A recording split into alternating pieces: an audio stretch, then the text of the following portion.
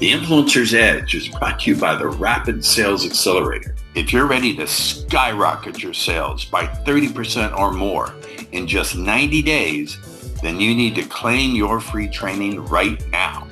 You'll learn 4 words that will compel your prospects to trust you like they were children within the first 3 to 5 minutes of any conversation across any platform and any medium.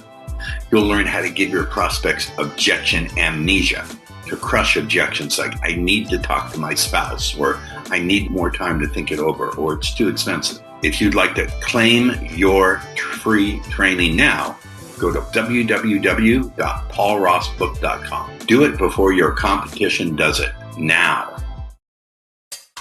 Welcome to the Influencer's Edge. This is the place where you come to get the latest breakthroughs, cutting-edge insights, tools, and techniques to leapfrog over the pack in sales, persuasion, and influence. Be sure you visit our website at www.theinfluencersedge.com. And while you're there, subscribe to us via your favorite network. Now sit back, tune in, and enjoy today's episode. Well, welcome back to the Influencer's Edge, the show that disconnects the dots, colors outside the lines, thinks outside the box, and occasionally, I hope, is entertaining and even offensive. I'm an equal opportunity offender. I don't care your race, gender, preference, orientation. I mean to inform, entertain, and occasionally offend because it gets your attention. Anyway, today I think we have an extremely offensive, no, I'm just kidding. I warned them it's going to be a different kind of interview. We have as our guest, Dr. Kevin Mays. Now, you are a doctor, a dentist. I always ask people who bear the title doctor, what kind of doctor are you? Well, I like to say I have 3 elements of who I am. I am a recovering psychologist, a self-awareness junkie, and a doctor of leadership. All right, but what's your doctorate in? Leadership. They give out doctorates in leadership? Yes, they do. Yes, they do. Now, when you say you're a recovering psychologist, I've heard of recovering lawyers. There are many people who hate that profession. There's a whole cottage, I'm serious, there's a whole cottage industry devoted to lawyers who no longer want to do it. Why did you leave? First of all, what kind of psychology did you do? Well, so I was a therapist. A therapist. I worked in mental health. I worked with people with severe mental illness. I did family counseling. Yes, indeed. Yes, indeed. So hold on. What do you mean by severe mental illness? With schizophrenia, with bipolar, manic disorder, folks who were, it was chronic, so they couldn't really function effectively in society. Got it. Yeah. Okay. Go ahead. I ran a couple addiction recovery centers, did family therapy, worked with high-risk adolescents. I've done it. You name it, I've done it. So did you not find that fulfilling and rewarding? I did, but I realized that while I had, everybody needs help. I realized the same kind of things that they needed, and that is to understand how their mind worked and to interrupt those patterns. And I like it. So what you talked about earlier, that kind of breaking the rules or going against the grain, right? We inherit these patterns as they've done. They've fallen into these patterns of dysfunction and addiction, but we all have that quality at some state in our mind. We're addicted to what validates our self-concept. We move away from what doesn't. And I found that the people who need this as much as anybody are our leaders. Our leaders, because they're influencing so many other people. So I turned my attention away from operating as a psychologist and more towards operating in leadership development and executive development, working with people who run companies, because their influence is often a lot wider than individuals who are regular Joes like you and me who are suffering from, whether it's neurosis or psychosis. Just ask my former girlfriends. They'll tell you I fit the whole DSM-5. And my sister, who's been doing clinical psychology for 40 years, I asked her about 15 years to diagnose me. She said, you're wacko NOS. You know what NOS means? And there's a number for that. That's a 102.6, I think they call it. Or is that a rating? NOS stands for not otherwise specified. Not otherwise specified. Yeah. You use the term addicted. And you use I believe you use the term inherited. I do want to talk about inherited patterns, but you used the term addicted. We're addicted to our self. Did you say self-concept? Yes. All right, let's talk about, because these are two terms that I think are very loosely thrown about. And Mhm. when my guests bring them up, I always want to inquire, what do you mean by that?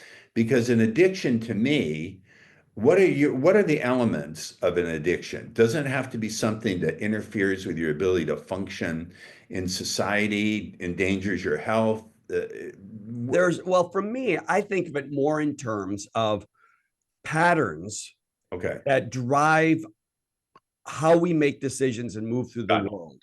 got And it, being out of that pattern is so uncomfortable that we will got it, revert back to the pattern. Now, sometimes people can have those patterns that we don't even see, and we're still very functional and we're healthy, and that's okay. got But it. what I experienced, so when I think about that same term with leaders, they're very good at maybe being ultra competitive, of winning, being the most diligent, most dedicated, hardest working. That's the addiction. But guess what? At some point, it undermines their success. It gets in the way of what they're trying to create. Too many businesses I work with, everything has to go through the leader. Well, that just slows everything down. That creates a cluster in the organization. They have to learn to, Let's yeah, right. say a clusterfuck. They have to, because they don't know how to delegate, because they don't trust, because if they want it done right, they do it themselves. I've seen it. I think of it as founder syndrome. Too many founders who, it's great. They're brilliant people. They create a product, but then, and they bring a team of brilliant people, and then proceed to alienate all these brilliant minded people they bring, because they don't delegate. They just they basically micromanage them, tell them exactly how to do, what to do. Yeah. And people are saying, why am I here if you're not going to let me really run with it? I'm out. What do you think are the patterns behind someone being, I really want to unpack this, and Mhm. basically I'm going to ignore most of your bio unless you want me to go back to it. We can sing your accolades. What do you think is behind? Well, first of all, my understanding from being a longtime meditator since 2006 is we all have patterns. We can't avoid them. They're going to be there. And the patterns are useful, because if we had to stop and think every time we drive a car what the skill sets are, we'd go crazy. So Mhm. the extent to which those heuristics is the fancy word that are useful. So in what sense are they inherited? Do you mean like generational? I've read books and looked into some therapy on generational trauma, where it's passed down from 3 or 4 generations ago. Let's unpack what you mean by inherited. Absolutely. I think we come into the world, we have hardware, but no software, right? We have a brain, but we don't really have our mind fully functioning. And in fact, our brain is so sophisticated, we're born way too early. So we're the only creature that's not able to survive. But because of that, we are completely susceptible to the environment around us. So as we're programming our software, when we come into the world through our experiences, we come into the world blank, yeah, as John Locke said, tabula rasa, right? Blank slate. And now we start having these experiences. And in order to navigate, an early job is to get our attention needs met. In order to do that, we learn to behave a certain way to get our needs met, to Right. survive and thrive, to get love, to get food, to get shelter, to get all of that, and to stand out, to get our individuation needs met. In order to do that, we establish these certain patterns of behavior, which drive patterns of belief, and we learn how to manage mom and dad and to get what we need from them. So absolutely, it is inherited, because mom and dad learned to be in the world a certain way from their mom and dad, from their mom and dad, from their mom and dad. And it's interesting when you look at, like 23andMe or all these DNA Yes. testing patterns, Yes. you can track the DNA of your lineage back generation after generation. What people don't realize is there is also a dynamic it's kind of invisible, that gets passed down from generation to What does generation. that mean? What do you mean by So dynamic? when you come into the world, right, you happen to land in a particular culture with a mom and a father who behave a certain way, and you learn now that's kind of the environment of your programming.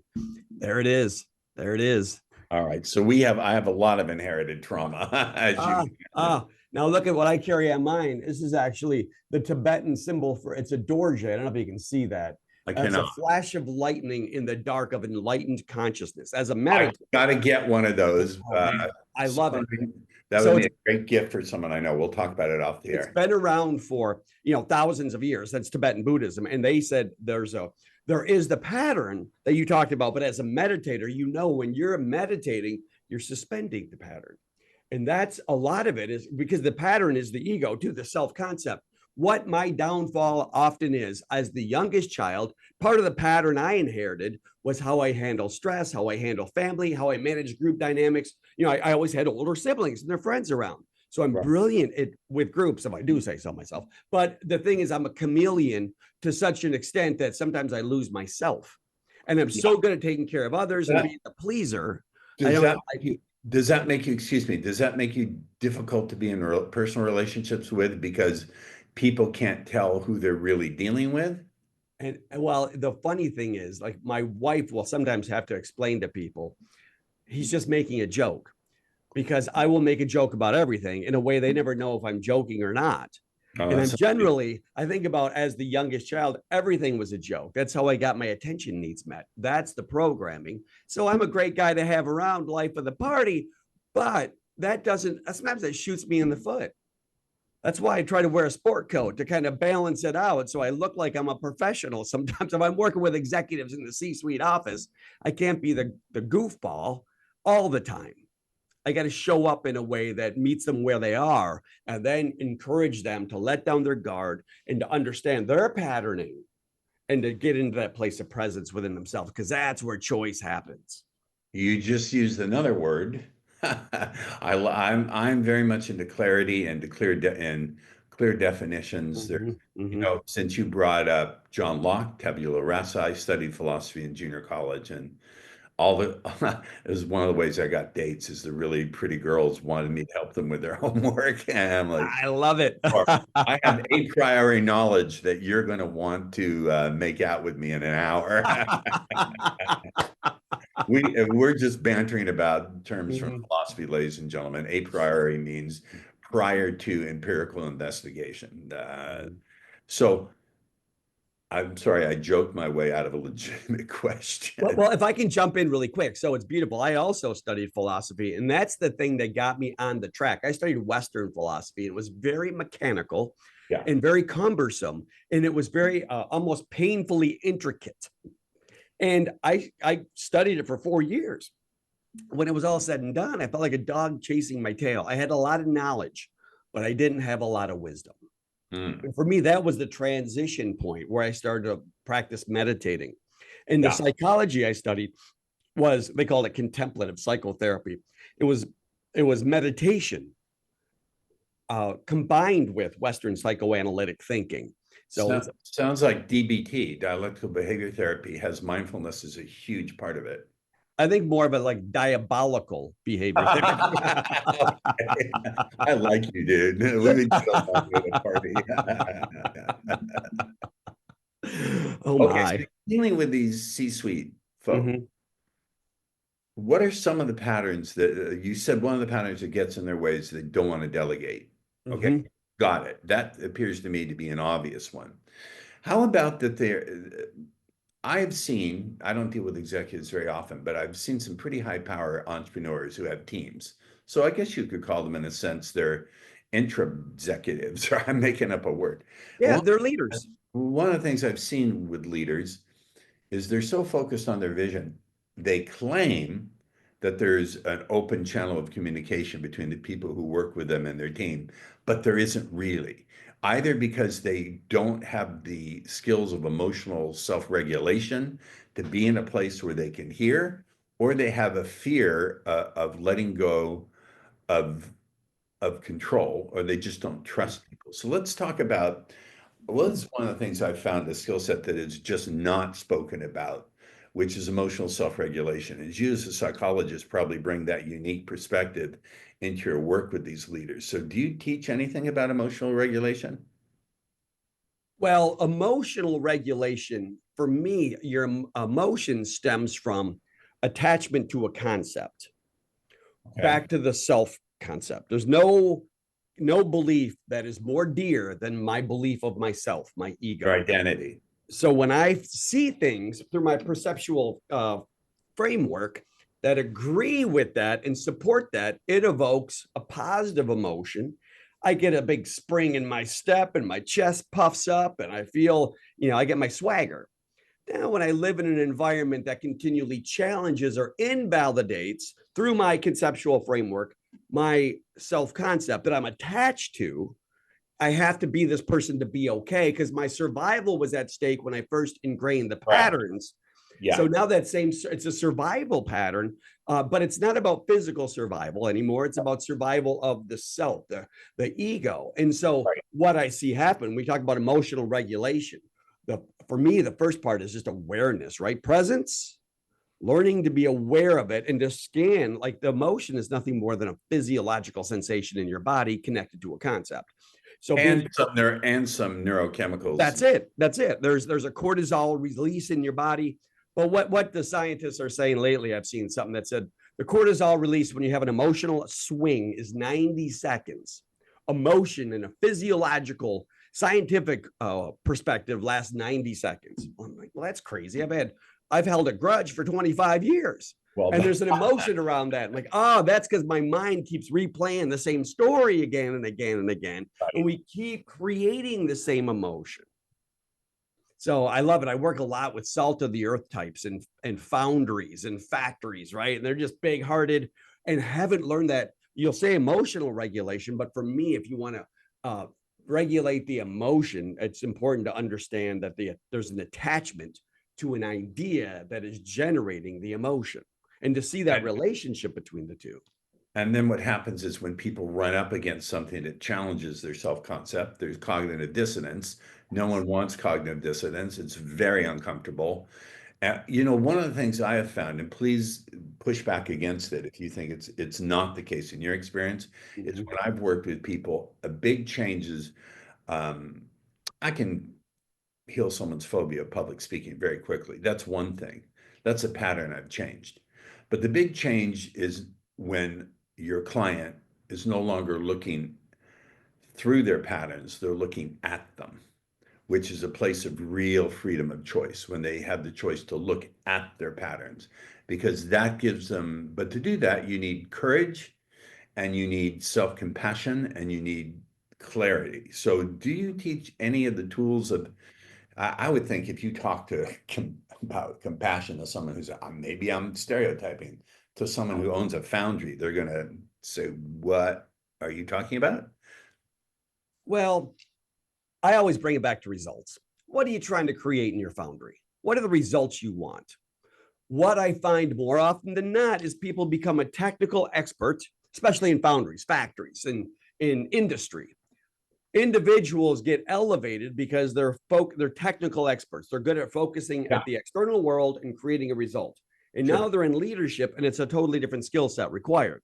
And it requires them to look at themselves because they are joining into a dynamic, right? And now they're stepping into the work environment, but they're the paternal figure. If you're the executive, now you're going to play the role of the father or the authority figure. As Irving Yalom said, my favorite writer, a psychologist, we recapitulate the family of origin in every work in every group environment. Okay, basically what's it say? We're just re-evoking all our old patterns.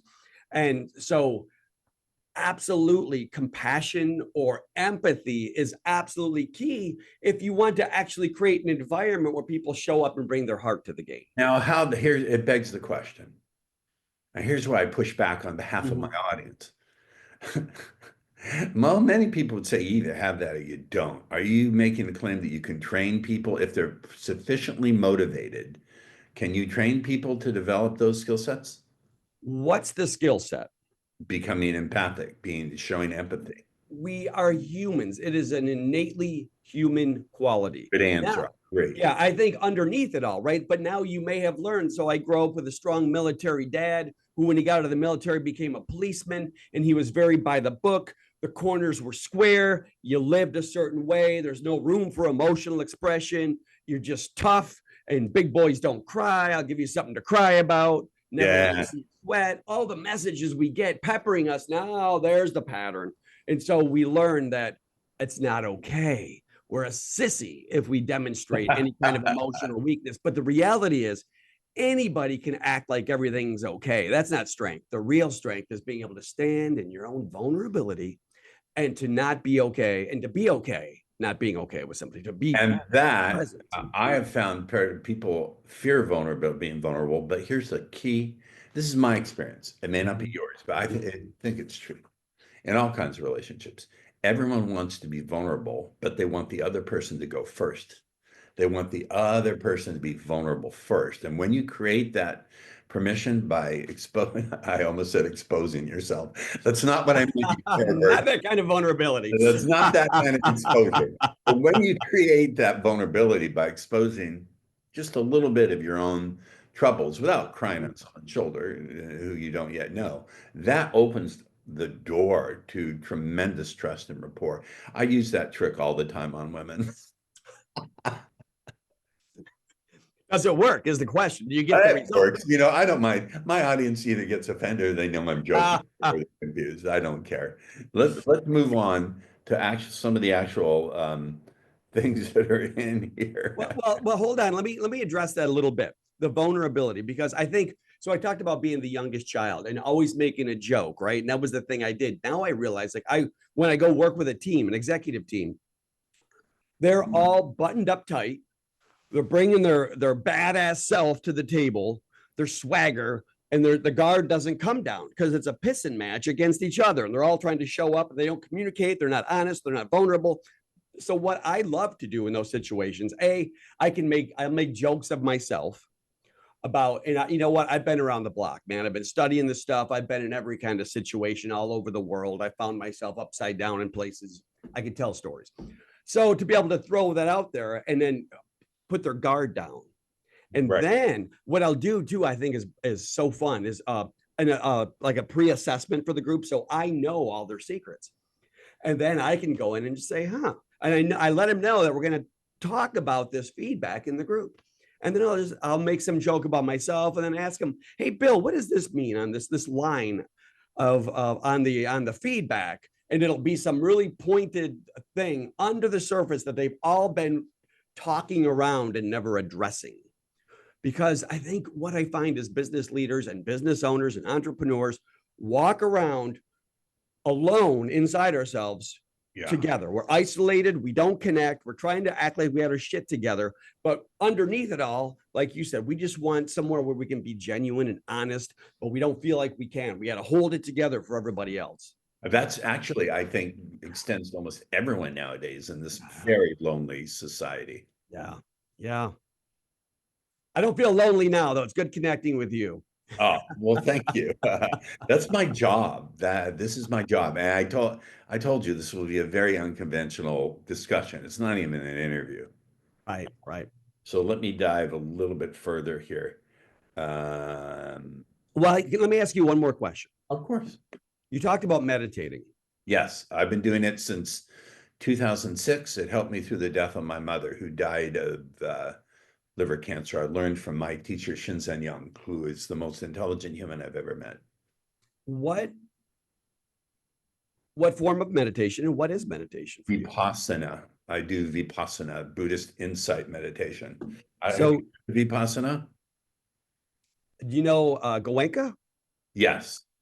That's spiritual boot camp. Goenka focuses only on the breath, but Shinzen teaches you to deal with difficult emotion, to focus in on whatever you're experiencing in that moment. Yes, absolutely. I know many people have gone through those boot camps of Goenka. Okay, so you know what I'm talking about. 10 days. I've been 10 times to that boot camp. 10 times of 10 days in silence. Yes. It's just, for a talker like me, it's not easy. Oh, my experiences, it was the most liberating thing because I'm like you. I'm an extrovert. I'm a talker. And by day 3, it was like this burden was lifted and my mind shifted. And I had to quiet the dialogue in my own head. But you know how it goes when you do it. You go from focusing your respiration. And my experience was the reason I got on the path of learning to meditate. And that's part of the work I do with my clientele now, is helping them. And I don't use meditation as the language, but talk about that level of awareness that I never knew was possible, to become aware of myself, not only to sharpen my attention and my focus, to become crisply present and aware, but then to move that awareness through my body and to become more conscious of my being, puts me in a position to interrupt that pattern and to truly be in a position of conscious choice. That's why I do it. That's why I do it. It's, it's absolutely necessary for me to maintain an appearance of sanity. I need it. I need it. If I don't do it, I get anxious about not doing it. So I absolutely need to do it. It's a requirement. It is the original, in my mind, and most profound and powerful psychology. That's what, in my mind, like, so when I talked about that contemplative psychotherapy, guess what it was? Buddhist psychology.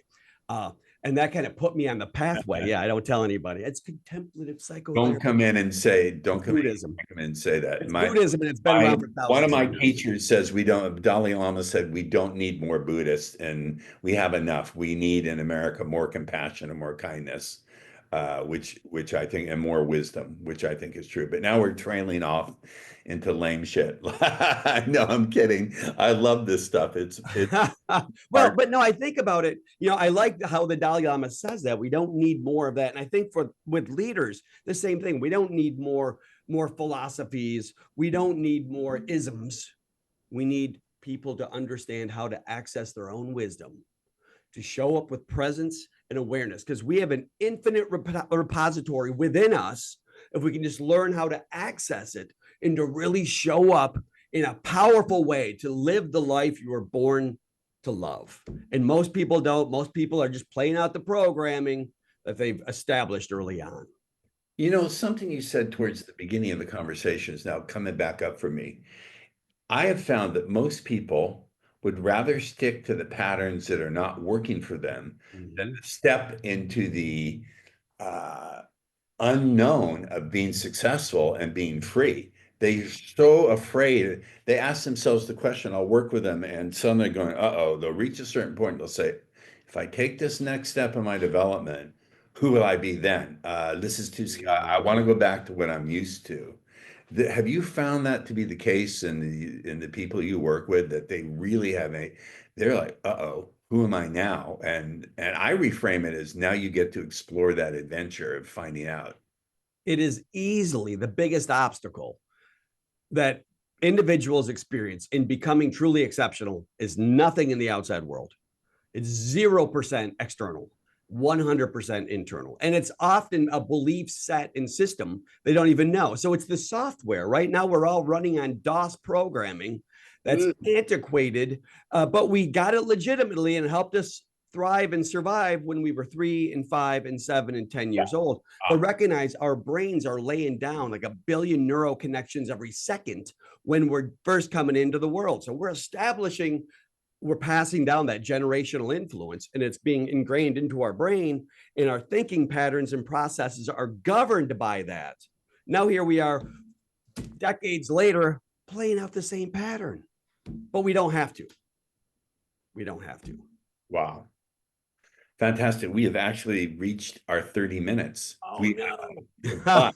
You're coming back on the show if you'll agree to do it. I love this conversation. I would love to come back. And I told you this would not be a convention. We didn't even go into your bio. We read like a sense of your bio. I never go through the bio. It's a little pacifier for people to pop in their mouths. They can read it. Safety zone. Watch the show. It will be in the show notes. Now, I know my audience will want to stay in the conversation with you. How do they do that?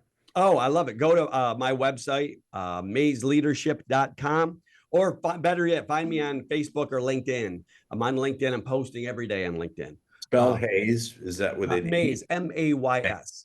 M-A-Y-S leadership. Like the month of May times 2. Mays leadership. No apostrophes, no dashes, no dots, no commas, just mazeleadership.com. All right. Stay with me for a little green room chat, after chat.